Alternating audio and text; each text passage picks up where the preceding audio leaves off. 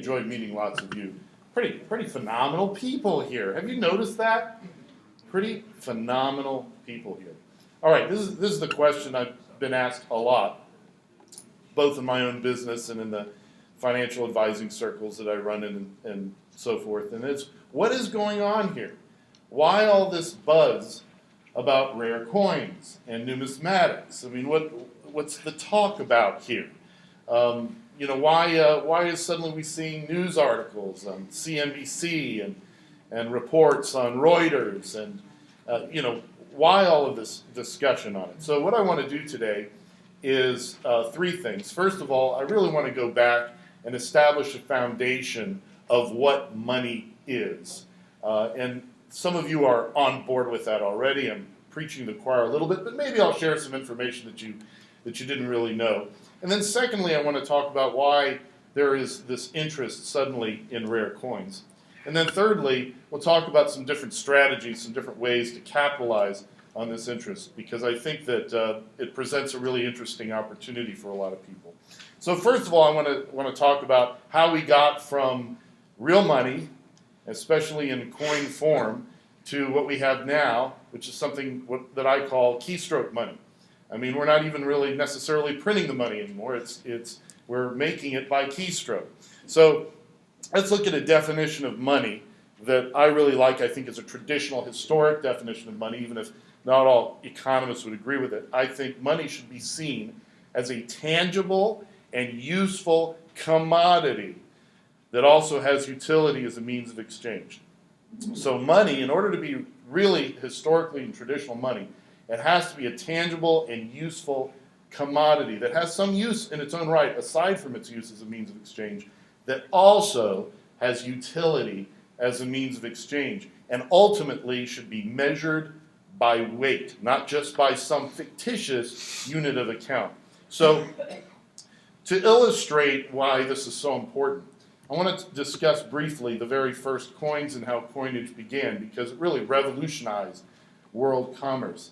It occurred at about 650 BC in the area of the world that we now call Turkey, also known as Anatolia. At the time, it was Ionia. It's a Greek-speaking region with Greek settlers and so forth. Well, gold and silver was already very valued and used as a means of exchange, just in more bulky form.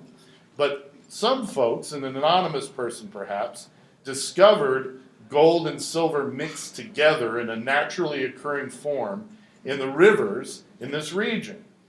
And they called this electrum. That's electrum, kind of like electricity. And this is a naturally occurring mixture of gold and silver in what's now Turkey, about 650 BC.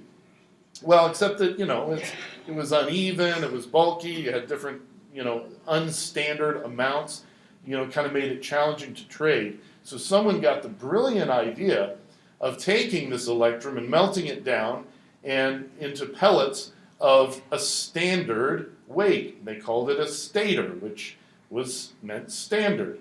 And then someone got into the better idea of to monetize this, to say that we know that this is the stater or standard weight, let's put a little punch on it. And make a little die so that we have some sort of design on the other side to identify it.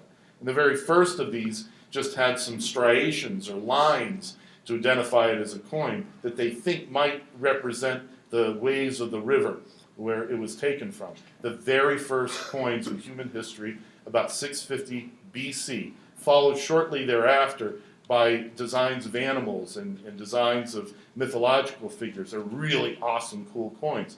So this revolutionized everything. It changed everything. These electrum coins allowed retail to occur for the first time. It allowed individuals to have personal savings for the first time, because you didn't have to save in things that wouldn't last. I mean, you had standard amounts. You had the staters, half staters, third, sixth, 12th, up to 192nd of a stater, tiny little pieces of coins. And this changed everything. The world changed, never really looked back. So from 650 BC until 1971 AD, now I skipped a few things there, going from 650 BC to 1971. But really, in that time frame, the world recognized that real money was this tangible, weighted commodity of either gold or silver or a combination thereof. But so civilization advanced by this fuel of a money that was defined or measured by weight. But in 1971, our benevolent government decided that we would all be better off if civilization continued under the power of a money determined by the say-so of the government itself, and the say-so of the government that it was actually worth something.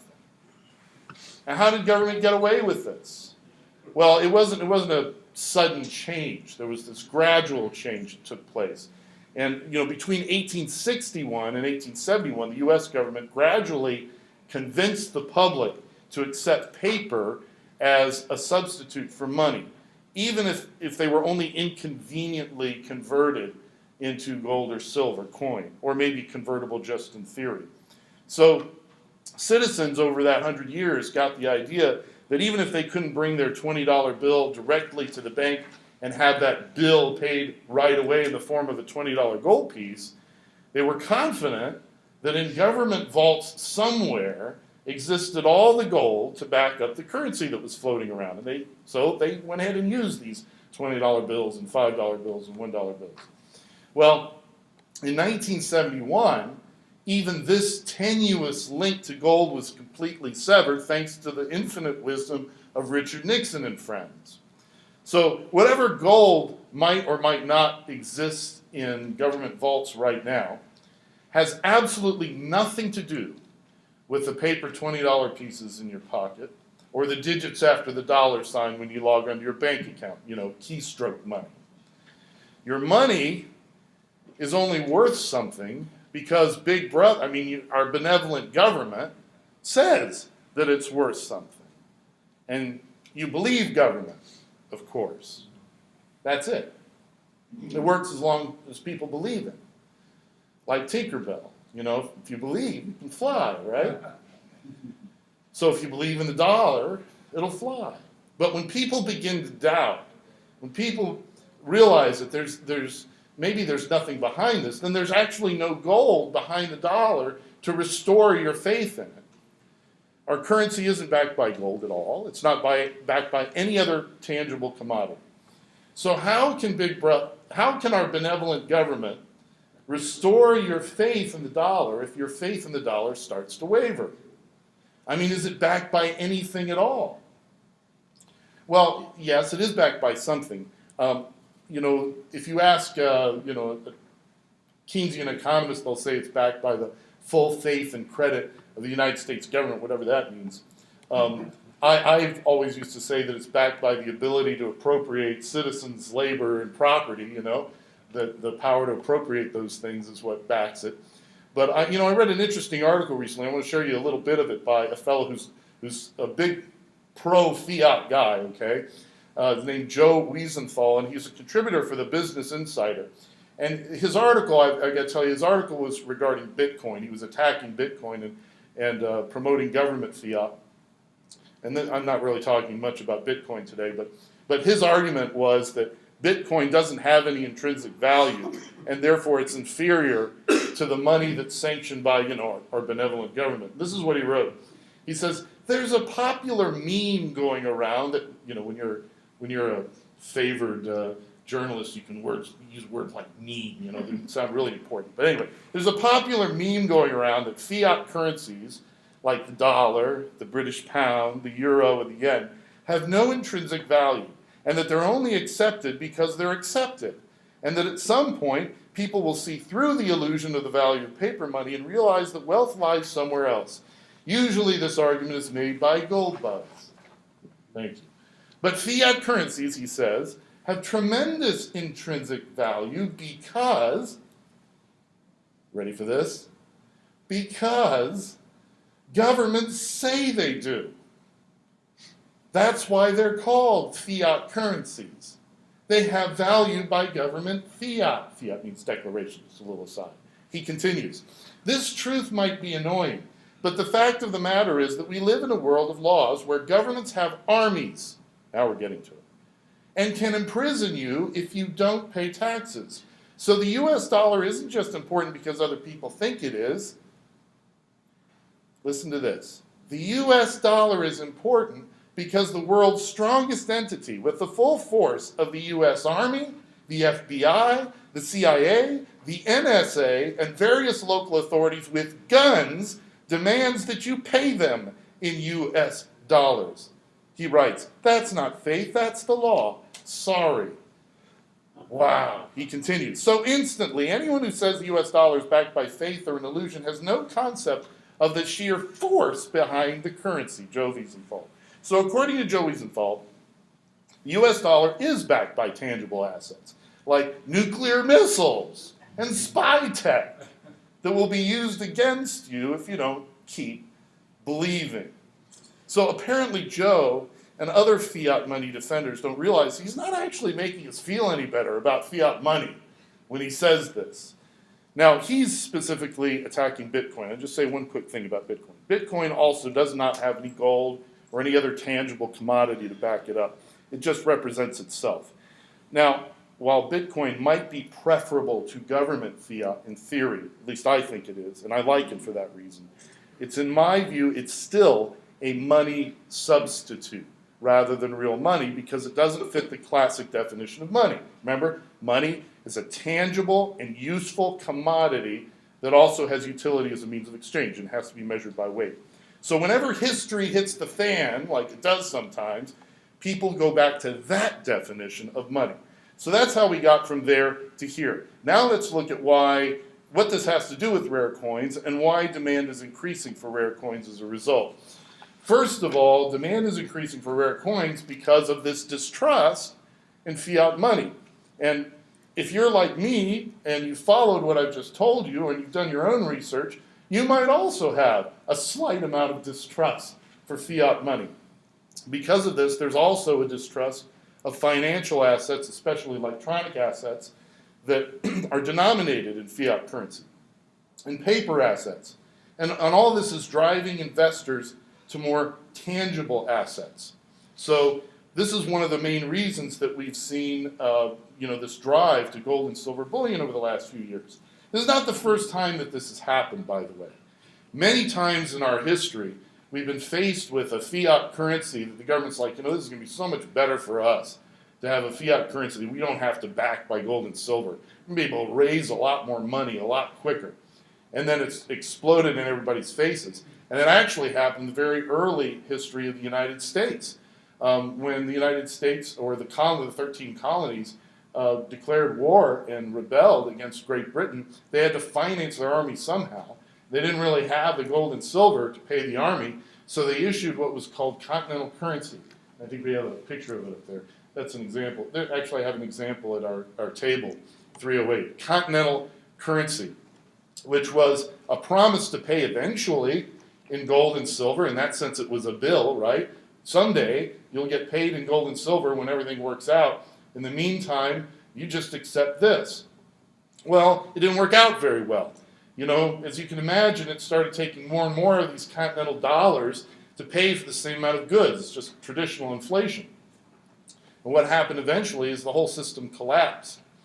Thus, the statement that you hear, it's not worth a continental, that's where that comes from. It's because it was a fiat money that didn't work. Even though it was here in America, it just didn't work at all. James Madison, of course, was involved in all this. James Madison, who is really the father of the U.S. Constitution and heavily involved in its making, former president of the United States. He's no longer with us. But, when he wrote in the Federalist, and this is in Federalist number 10, the context of this is he was talking about how federalism would help, when political factions came up with weird, crazy ideas. He called them wicked projects. And he's arguing that this representative government that would be in the U.S. Constitution would help, keep that at bay a little bit. But he writes, quote, a rage for paper money, for abolition of debts, for an equal division of property, or for any other improper or wicked project.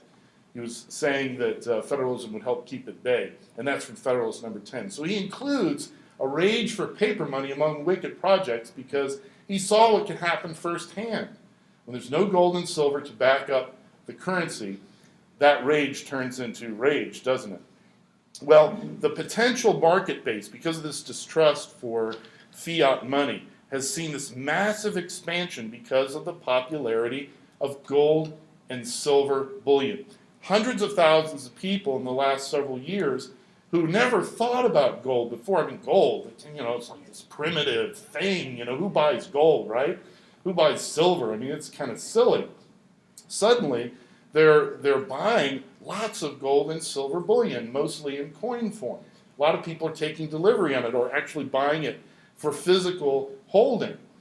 Well, what does that mean for rare coins? Whenever there is a huge move into a related investment in the rare coin world, you can expect to see, after some delay, sometimes it's 5 or 10 years, sometimes a little more, sometimes a little less, a surge of interest in the rare coins. We've seen this happen many times. I'm going to give you an example that you might not have thought of before. You remember when those statehood quarters came out in 1999? Delaware, Pennsylvania, and it's like, oh, look, all the different states. They're going to do all 50 states in 10 years. And, the little map, that you got, and you put the quarter in. I'm going to give this to the kids. They're going to love it. They're going to learn geography. Remember that? Okay, am I the only one? Yeah, we all remember that. Well, suddenly 1 million people are like picking quarters out of their pocket and put it in these silly maps.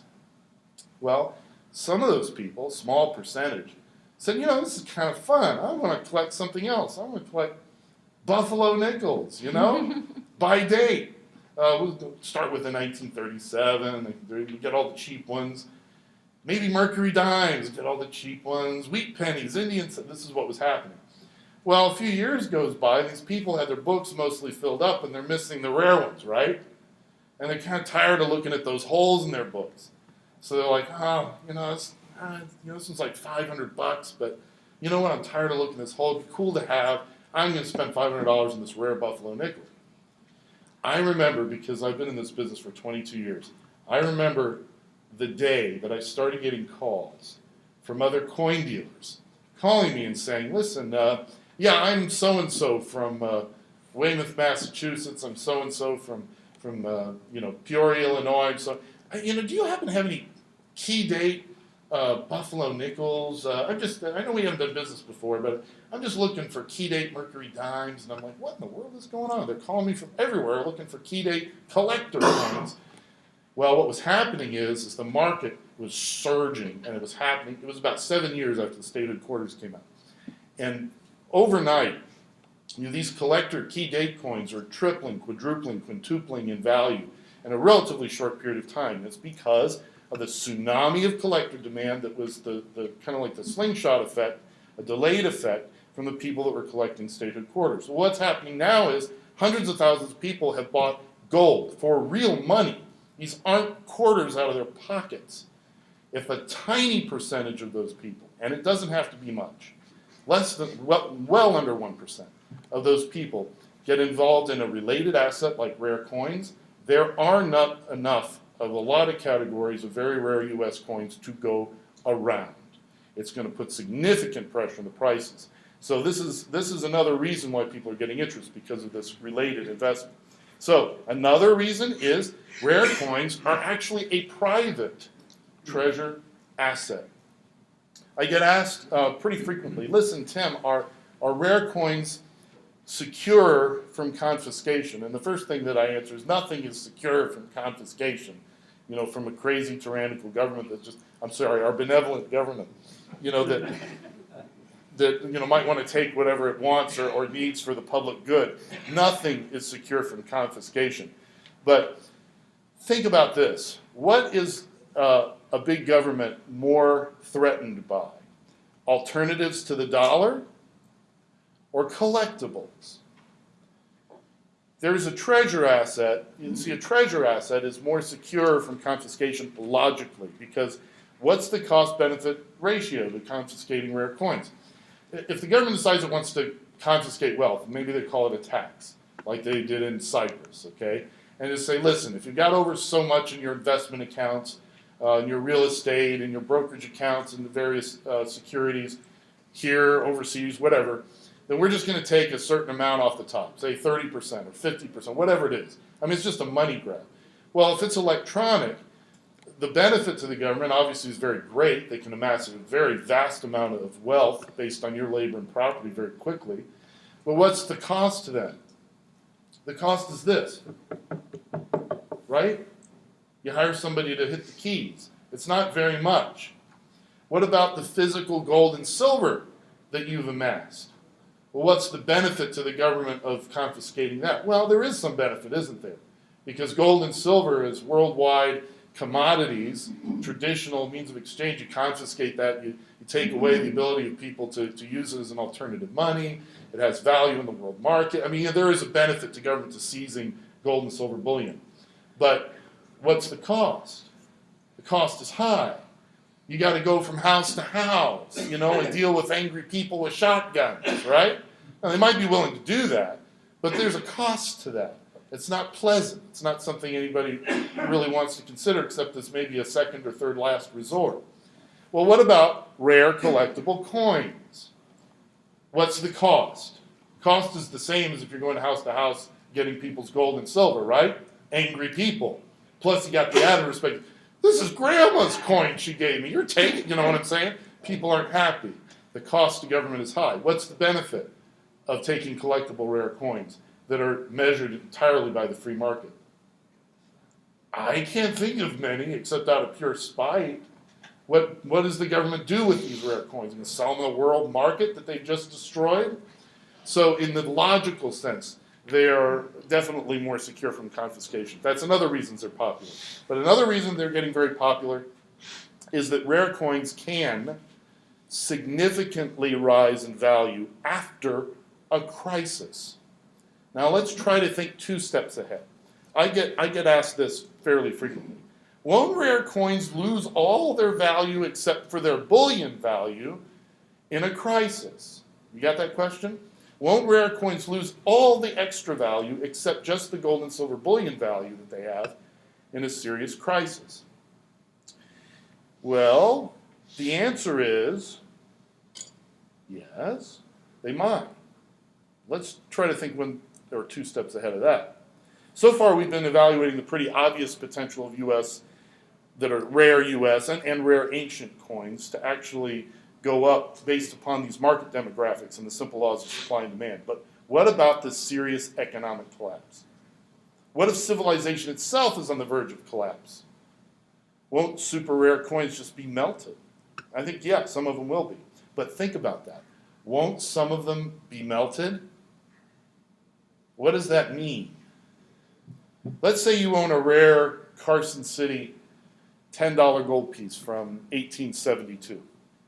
There's only estimated about 80 of them on the planet. 80. Now, because of the severe crisis, 40 of them get melted down for their gold value. But you, who own one of them, you avoid the temptation. As the crisis resolves, what's just happened to the rarity of your coin? It's doubled. And after the crisis, what sorts of investments are the wealthy class going to demand? Paper assets?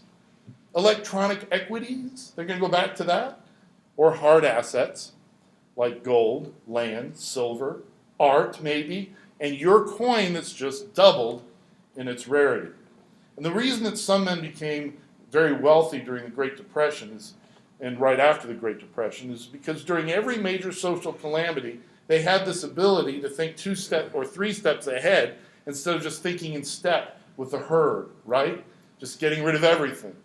But if you can think more than surviving for the moment of the crisis, you can really, really potentially do very well. So how do you capitalize on this interest for the basic reasons that I just gave you on rare coins? Well, the first way is to understand how rare coins trade. And I'm going to give you a primer on how rare coins actually trade from, consider it like an inside perspective from somebody in the market. First of all, unlike gold and silver bullion and the way money should be, a rare coin's value is not determined solely by its weight, or really should be at all by its weight. People have asked me, shouldn't I only buy rare coins that have a total value that's really close or as close as possible to their gold or silver content and still be able to call it rare? The answer, in my opinion, is no, absolutely not. That should have nothing to do with it.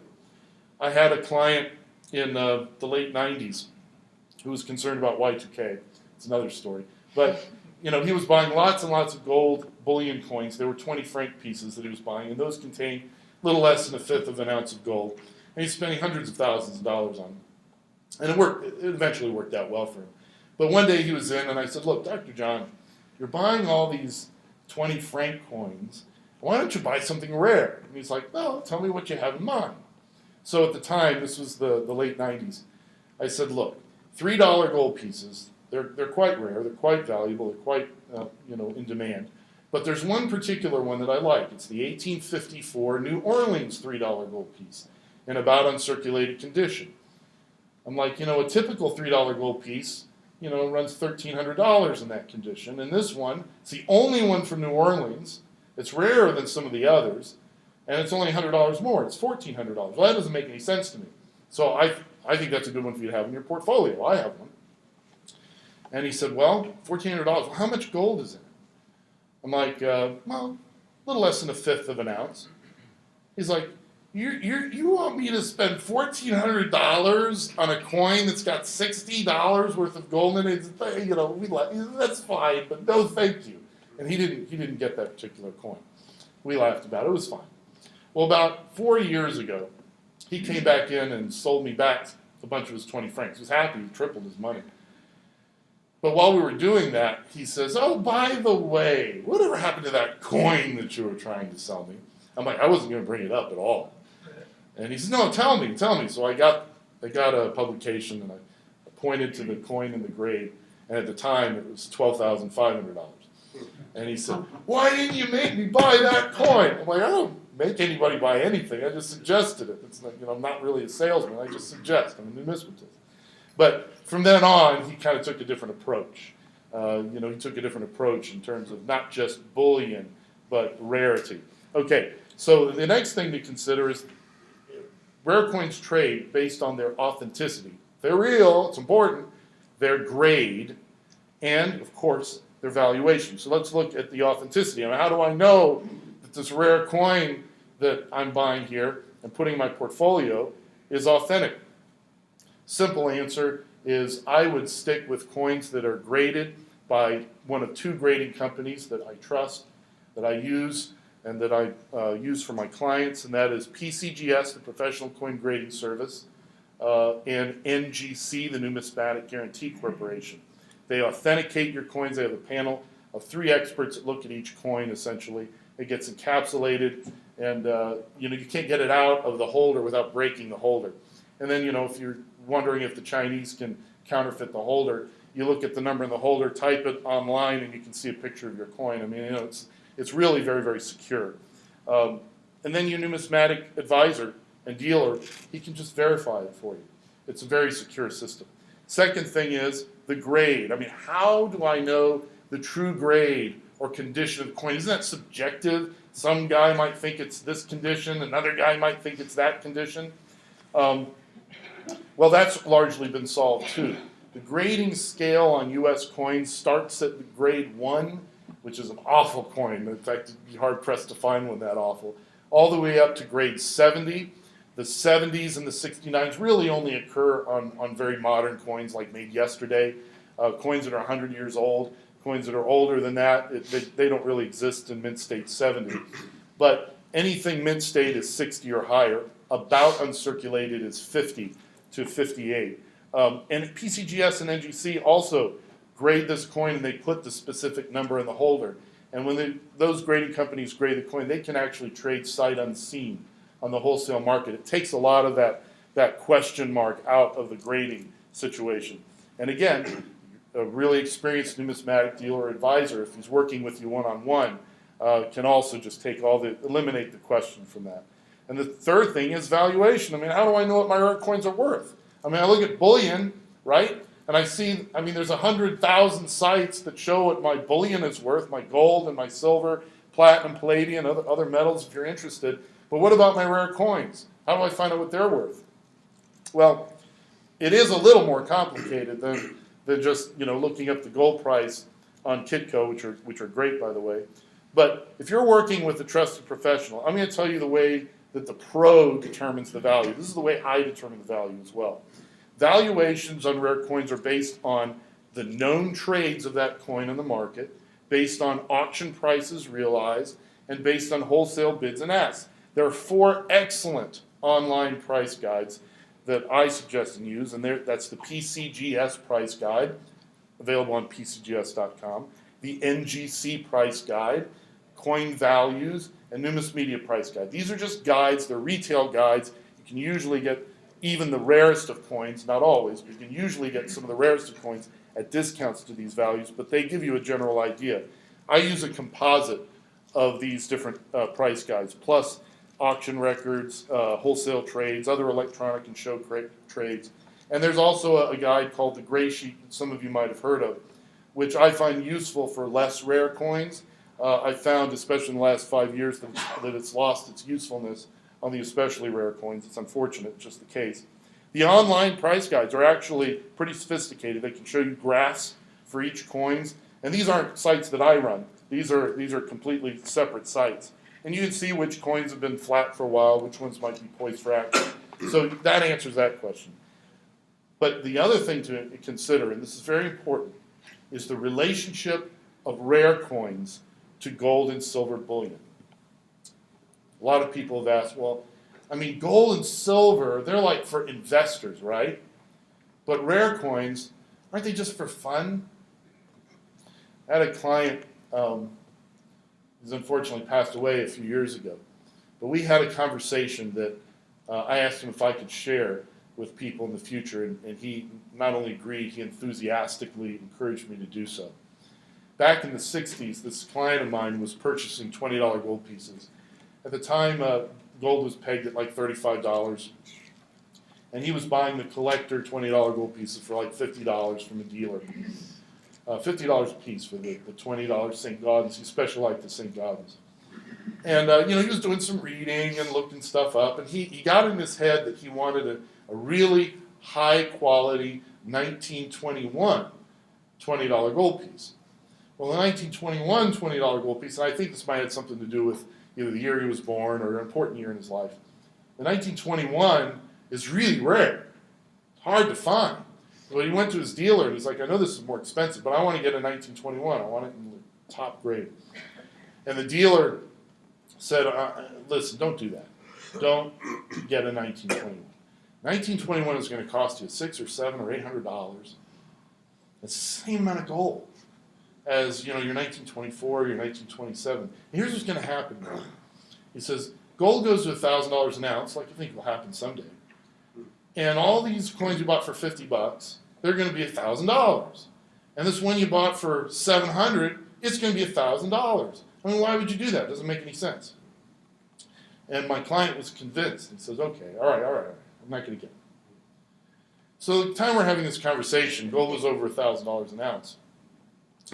And his $20 gold pieces were worth around a little over $1,000 an ounce, $1,100, $1,200, $1,300, some of them. The 1921 $20 gold piece, in the grade he was looking for at the time, $250,000. I think one just sold at auction recently for closer to $500,000. So the idea that that it's only going to have its bullion value, when gold really goes up, it didn't work out very well, did it? Rare coins, when I'm talking about the rarest of rare coins, are in a different category altogether. I mean, think about this. As gold and silver bullion investment gets more interest, right? The potential market for the rare gold and silver coins increase as well. In time, the value of the rare coins increases, and far beyond the price of gold and silver. This is what happens. As an illustration, like if painting is a hobby, people just like to paint all of a sudden. Everybody's painting, everybody in the block. You can bet if 200,000 new people start painting, that the price of canvas and paint is going to go up, right? That's a good commodity play, isn't it? You can do well short-term trading in canvas and paint. I mean, it's not a bad investment at all. It's a good investment. But in a few years, some of those amateur painters with some real money are going to want a Rembrandt or a Picasso. talking about the wealthier people.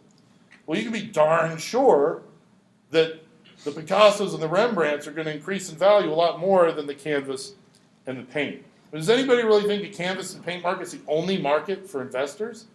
The original Van Goghs just for fun? I don't think so. I think we're looking at an analogous scenario when it comes to bullion and rare coins. Rare coins are the Picassos and the Rembrandts and maybe an original Van Gogh of the precious metals world. The time has actually begun when investors see that they can acquire these rarities for a lot less than a Picasso. A lot less.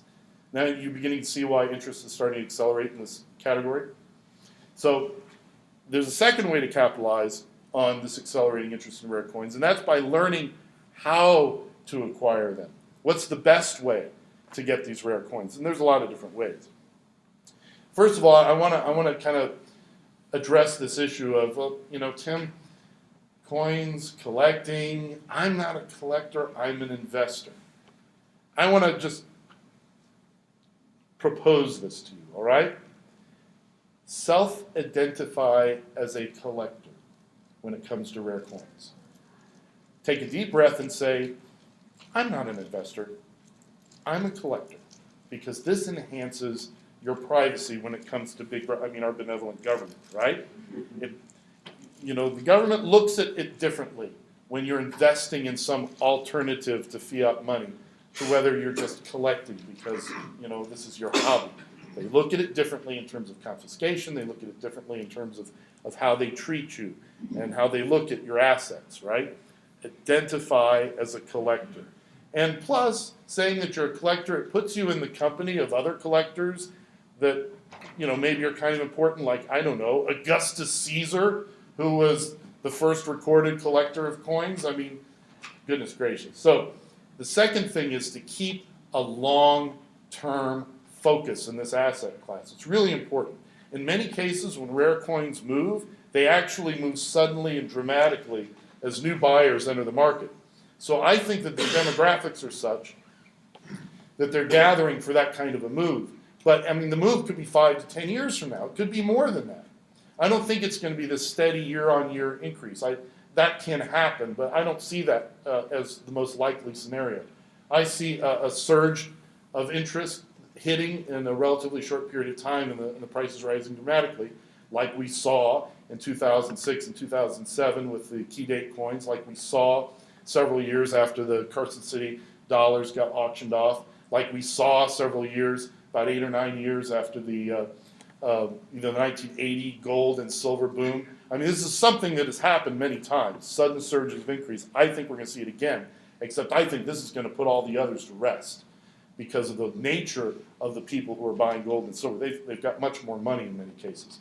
Making these quick trades of rare coins in some account that you don't have access to, you don't actually have the coins in your hand, I think that actually benefits the dealer more than you. It might make you some money, but I think waiting for the demand to drive the prices up benefits you more, the actual owner of the rare coin. You have it in your hand. Another thing I think is important, the third thing to capitalize on this, is you work on it with a seasoned, qualified numismatist. I think it's dangerous to kind of go out there on your own and just start bidding at auctions and without really being guided as to whether, look, this coin has this historical piece of interest. This coin has this price history. A seasoned numismatist can research the coins before you or actually accumulate coins for your portfolio of the type that he or she would get for themselves. And that's what you should insist on, is working with, it's not just a salesperson, not just a telemarketer, but somebody that's actually got a lot of experience in the industry. Yeah, I understand. You do have to pay a premium for that. But I think time has proven time and time again that that's well worth it. Another thing you want to look for is historical significance or collector significance. Go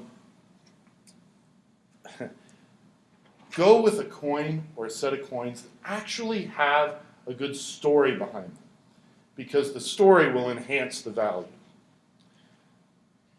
How many of you are excited right now if I tell you, and I'm going to ask you to raise your hand, so just take a deep breath. How many of you are really excited when I say 1846 Charlotte $2.50 gold piece?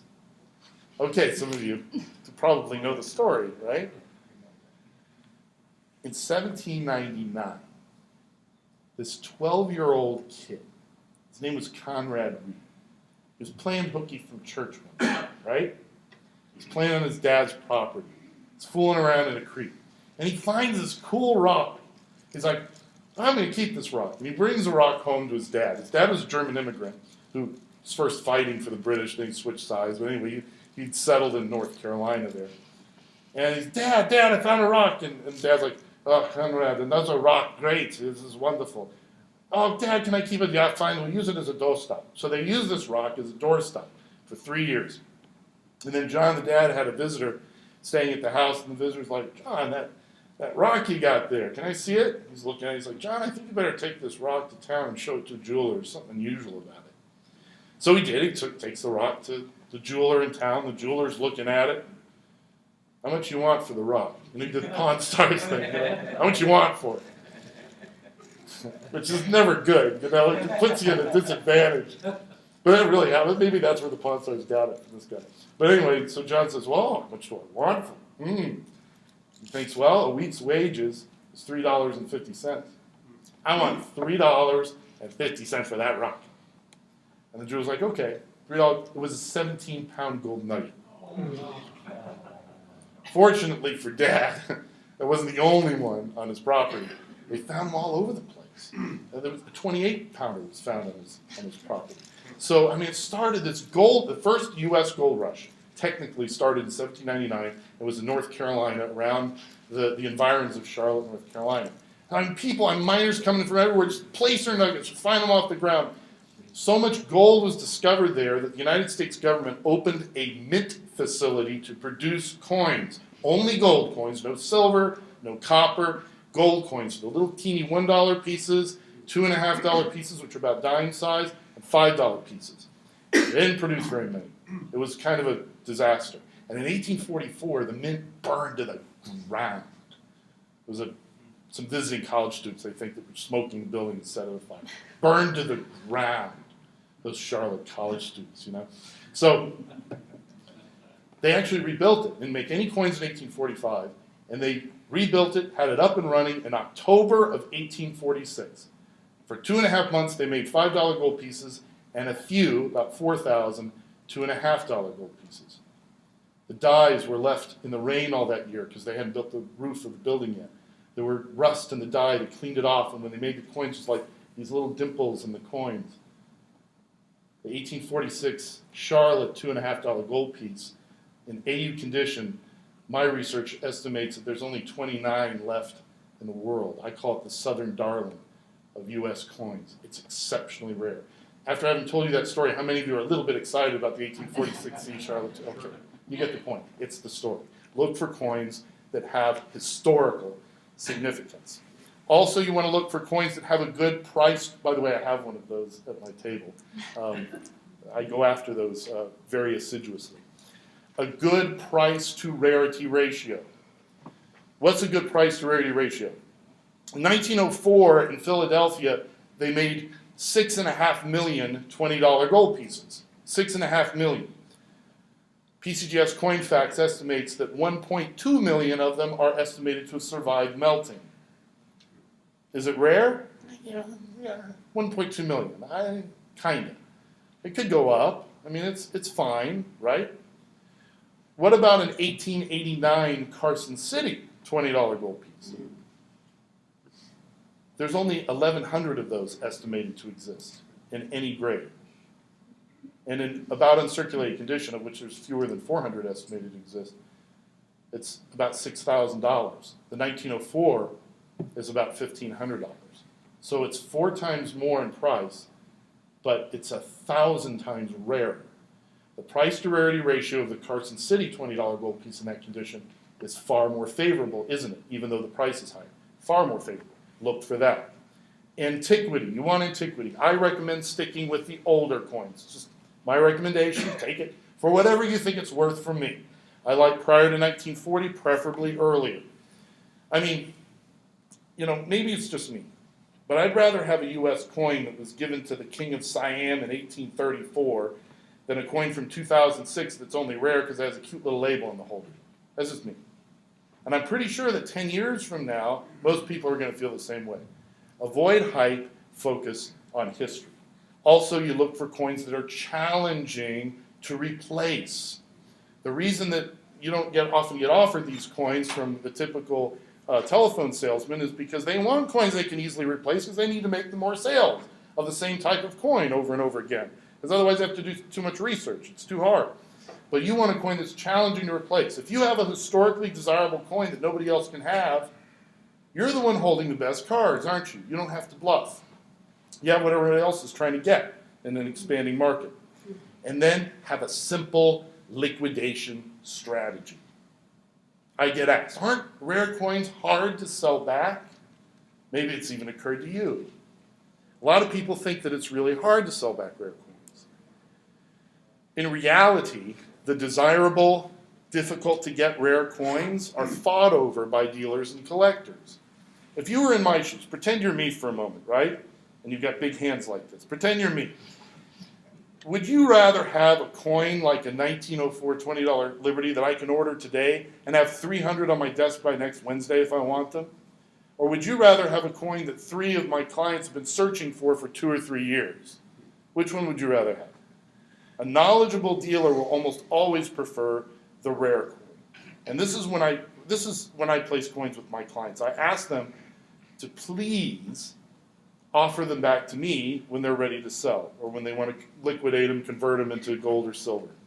I mean, that's extremely important to me because these are super rare. You should be willing to wait a minimum of 5 to 10 years. And if you sell, rather than leaving the coins as a legacy, you should optimally do so during the tsunami of market demand that I'm actually foreseeing. If you know that you are going to want to liquidate rare coins in a year or two, I'd rather you consider something else, another investment. I don't think this one's for you. I'm very happy, actually, that most of my current clients have strong hands, the wisdom and the patience, I think, to wait for the right time to sell. So you really should be prepared to wait. But sometimes circumstances dictate a shorter time frame just because circumstances get out of control. And in those cases, I'm really eager to have the opportunity to buy those coins back. Very much so. So here's the strategy. Be patient. Be willing to wait at least 5 to 10 years. Sell when the market is hot. How do you know when the market is hot? If you're working with a numismatic advisor or a dealer who knows what he or she is doing, they can alert you when this is the case. And the most important rule to liquidating, you ready for this, is always sell them back to Tim O'Fallon of Gibraltar Coins and Precious Metals. He's the guy that wants them. Okay, last, you want to capitalize on the accelerating interest in rare coins by actually taking action. First, evaluate how much fiat or how much gold and silver that you would like to put into rare coins for a minimum 5 to 10 year hold. You just determine how much of that you're willing to put in 5 to 10 years. The second thing you do is you calculate what percentage of your portfolio is already in very rare coins. If you have a portfolio that 5 years is your maximum and 50% of your precious metals portfolio is already in very rare coins, I don't think you need to add any more. I think that's perfectly fine, unless you really are fixed on the legacy aspect of it. I mean, 50% is more than enough in my opinion. But if you don't have any rare coins in your precious metals portfolio, I think you should take a very hard look at that. Very, very hard look at it. Then the third thing is, again, you've actually got to start. I've heard other people talk about this in their own sessions here, is that it's great to hear about these things and these wonderful investments, offshore investments, which can be fantastic, and other investments. Great to learn about them, but at some point you've got to actually start. In the case of rare coins, delay tends not to work in your favor because rare coins tend to become more difficult to acquire over time, and they're valued higher accordingly. So with this coming tsunami of demand that I predict over the next several years, I think it'd be very wise to get a jump on things. There are a lot of serious numismatic portfolios that can start for $250,000, but some individuals start at $5,000 or $10,000. The point is not the amount, the point is to get started. Time is on the side of those who have the portfolio in their hands. You know, if you work with me, I'll give you the advantage of my personal attention. I'll give you the advantage of my own expertise. A year or two from now, because of the growth we're starting to see, even though I might desire to do that, I may not be able to do that, you know, for new clients that are coming in. But those of you who want to join me now, I'll personally help you build this really tremendous rare coin portfolio. And I want to close with this. There's a fellow who was actively buying really rare coins for his portfolio in the 50s and the 60s and 70s and in the 80s. He was a long-term guy. He was really committed to the idea of rare coins. Problem is, he never made more than $15,000 a year. He was an engineer, a technician for Eastman Kodak. Well, but he was very committed. And he went for not just how much he could get for his money, quantity-wise, but the highest quality, rarest coin that he could get for his money. In the 1950s, King Farouk of Egypt was deposed. I don't know if you know anything about Egyptian history. King Farouk of Egypt was a very serious United States coin collector. In fact, if you were a coin dealer in the 50s and the 40s, you arrived if you could sell coins to King Farouk, right? But he was deposed, and the Egyptian government's like, what are we going to do with these coins? We're going to auction them off. And John, is his first name, John, he turned to his wife and said, honey, I'd like to go to Egypt. She's like, go to Egypt? Yeah, I'd like to bid on some coins. What? How are we going to afford that? Well, we can mortgage the house. He mortgaged a house. And he went to Egypt. And, you know, he, of course, didn't get all the coins. He got a few of them, including an 1833 $5 gold piece in proof condition. He paid almost $500 for it. $500 in 1954. You know how much $500 was? And I mean, he gets home, people think, you are nuts. You are crazy. It's $5. What did you pay for it? But he continued over the years to accumulate in his portfolio. He passed away in 1996. In 1997, his portfolio was auctioned off. Now, over the course of his life, he probably spent close to $100,000 total on all the rare coins. In 1997, his estate was auctioned, his rare coins only, were auctioned for $30 million. His name was John J. Pittman. He played what's known as the hobby of kings here, and he won. All right, I'm going to give it over to Lauren so we can do this drawing, and please, I'll be available for questions afterwards, and I'm going to be at my booth a little bit later. If you have questions, I'm sure you will. But we're going to actually have one of you walk away with this rare coin here in a second.